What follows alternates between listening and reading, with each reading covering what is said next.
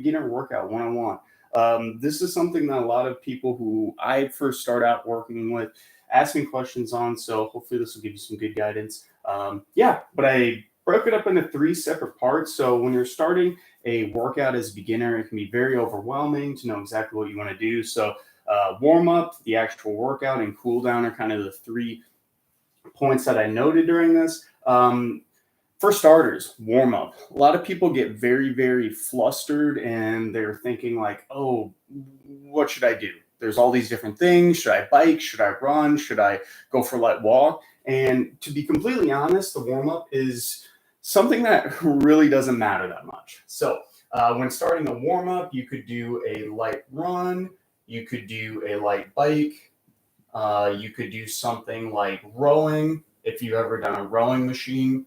You could even just jog in place for a little bit. So at the end of the day, warm up, don't really overthink it. Just do something that's very light and will increase your heart rate, increase your overall blood flow in your body, because we're trying to just get your body primed and ultimately awake and aware to do the rest of the workout. So I'll give you an example. When I do my warm-ups, typically I'll go on a bike for about 5 minutes. Sometimes I'll do a brisk walk for 5 minutes. Pretty much whatever I'm feeling. There's been times where I've been kind of short on time, so I'll actually combine the workout in my warm-up, but that's kind of more an advanced thing. Don't overthink it. Pick something that you enjoy doing, like walking, running, biking, rowing, any of these little cardiovascular things as a good starting point for yourself. Also, I have the chat near me too, if you are following along, so you can chat if you have questions when we're going through this. But warm up, don't overthink it, about 10 to 15 minutes. If you're strapped with time, you can cut down the workout a little bit, but ultimately try to get at least a little bit of warm up to get your body awake. The next part, by far the most important part, is the actual workout itself. And you notice I have multiple different things here: upper body push, lower body pull, upper body pull, lower body push, and core. And I'm going to explain what those all mean in just a second. But this is essentially when I'm doing stuff for beginners, I will structure their workout like this. So it's an upper body, lower body, upper body, lower body. So that's the first pattern I want you to note, is it goes upper, lower, upper, lower. So when you're working in the upper body, that's your chest, that's your arms, everything that's up top here, right? That's your upper body. And then the lower body, that's your leg muscles, your hip muscles, your ankle muscles, everything below your body. So that's what it means when I'm talking about upper body versus lower body. Also core too. That's just your core. So your tummy muscles, the muscles on your back, everything that surrounds your spine is your core. So we do that at the end. But for starters, upper, lower. That's the difference. So in addition to that, we also have a push. You notice this is upper body push as well as an upper body pull. We also have a lower body pull and a lower body push. And when I say push, this simply means the type of motion that we're doing with the resistance. So for example, with our upper body push, that means we are pushing either an object or something from away from our body, right? So push could be pushing something overhead. It could be pushing something away from us. Upper body push simply means we're using our upper body to push something away. And then on the flip side, upper body pull, that means you are pulling a resistance or an object closer to you. So you are doing, let's say an upper body pull, for example, is I have my upper body and I'm pulling a weight towards me. Or in a pull-up, I'm pulling the bar or pulling an object closer towards my chest. So when it comes to upper body push and pull, that's kind of what we mean on the difference between those. In addition, we also have lower body pull and push. This is the exact same thing, but we're thinking about it with our lower legs. So a lower body push means you are pushing an object or pushing something away from you with your legs. Lower body push. In addition to this, lower body pull. That means when you're using something with your lower body to pull it closer towards you.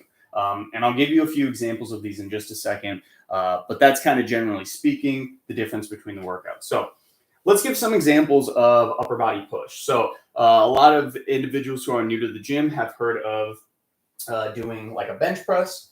So we could do bench press. Push-ups are a good example. Push-ups.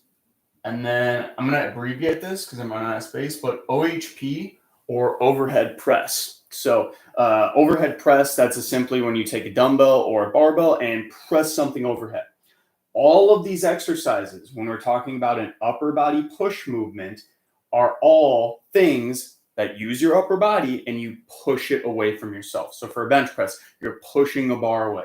For push-ups, you are essentially pushing the ground away. Overhead press, with your upper body, you are pushing dumbbells or stuff overhead. Lower body pull. So this is essentially, we're using our lower body to bring an object closer to yourself. And that might sound kind of counterintuitive, like how in the world would you do that?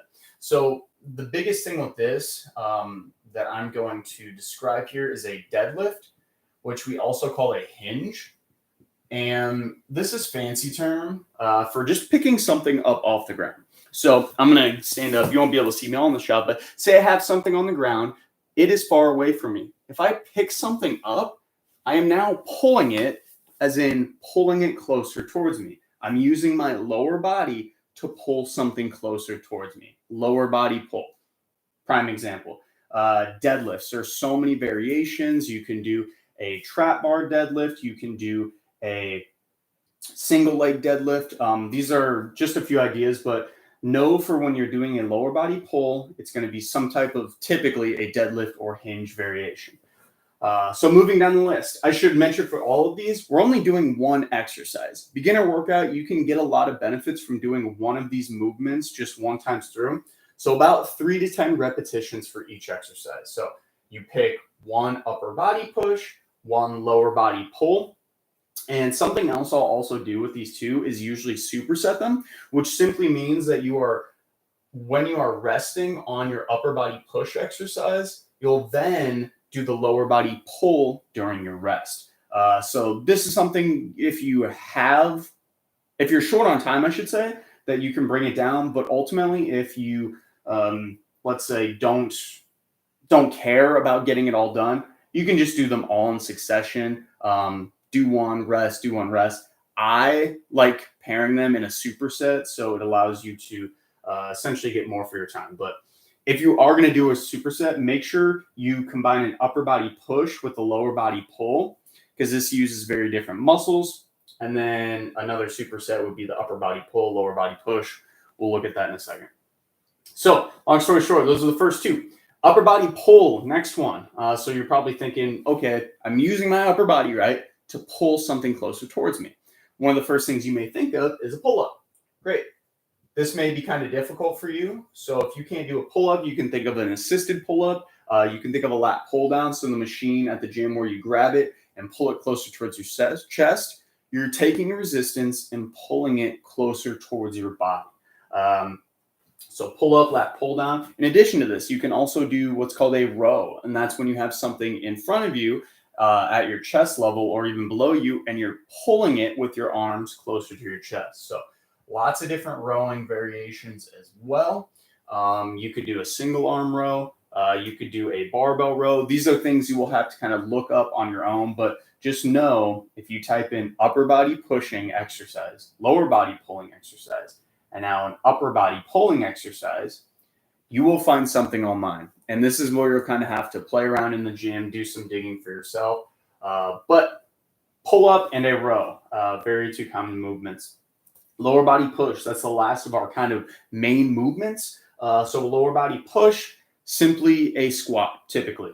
You could also potentially do a lunge. So squat, lunge. And if you think about it, when we're doing those movements, a squat, we are pushing the ground away from us. If the ground could move, right? A better way to think about it maybe is on a leg press machine. So that's one where you get your legs up onto a machine and push super, super hard away. That's going to be, again, a lower body push. You're using your lower body and your legs to push something super far away from you. So lower body push. I guess I'll put leg press on here, just give you some different ideas. Leg press, boom.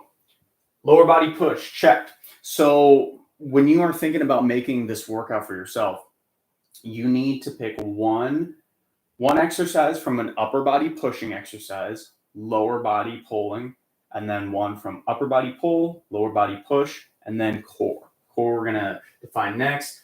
This one's pretty straightforward. I do core separately. If you're really strapped for time, you could probably cut out the core exercise, but I like doing a little extra core work because all of these exercises we do use our core to some degree. So just a little extra volume, and people like doing core too. So examples of this could be a plank, we'll say a sit-up, and that's pretty good to start. So, leg lift. So like leg lift, you can think of like scissor kicks. Again, if you just type in core exercise onto Google and you find a core exercise, that's all it is. You're just plugging it in.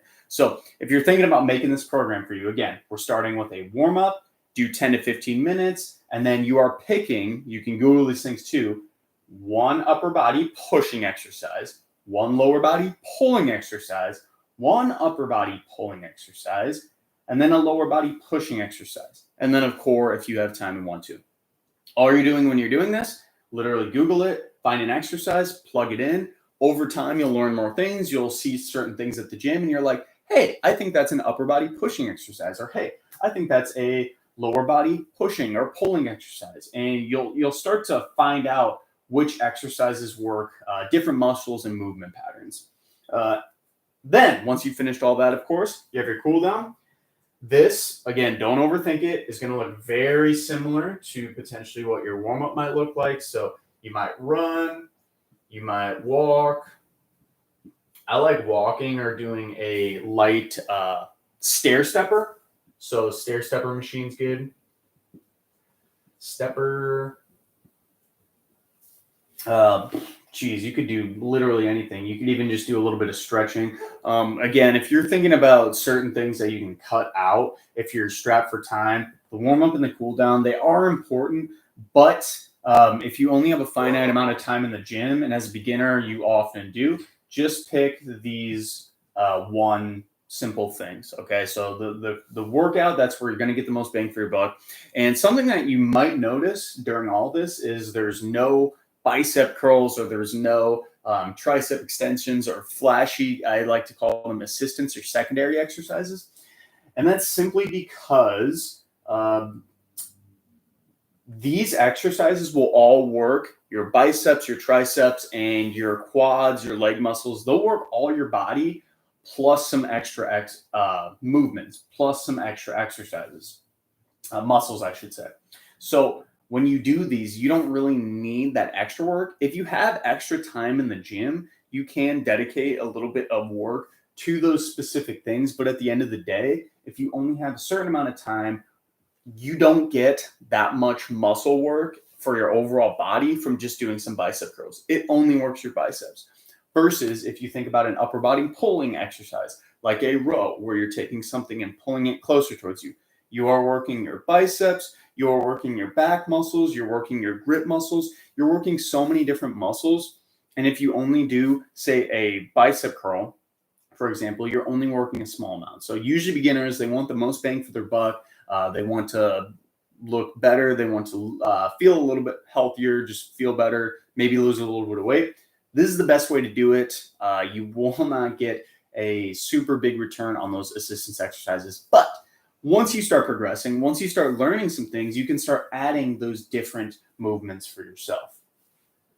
So this is pretty much a beginner workout 101. No questions or anything in the comment section, it looks like. So pretty much we're just going to leave it there. Again, if you're watching this video after the recording, feel free to, of course, comment down below. I'll probably do another one of these maybe closer towards New Year's to get people into the gym. And we could even make it like a Q&A as well. But this will get you started. This is a really good framework. And thanks again for watching. We'll see